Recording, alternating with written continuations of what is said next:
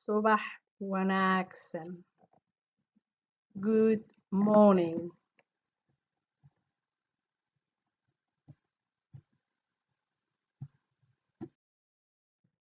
Magacayga waa Xawa.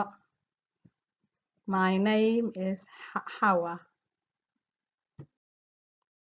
Waxaan rabaa inaan Ingiriiska barto. I want to learn English.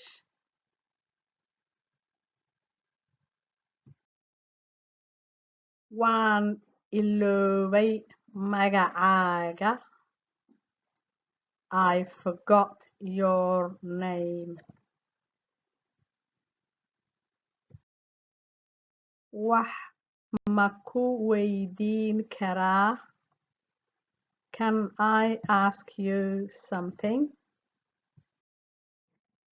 Aniga shaqo ayaan raadinayaa. I am looking for a job.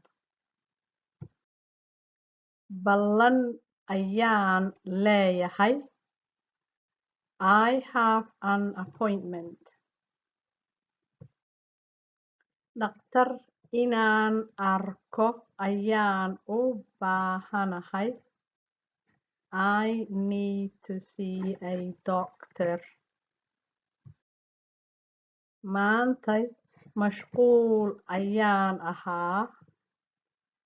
I have been busy today. Waan ka xumahay maanta ma imaan karo. Sorry, I cannot come today.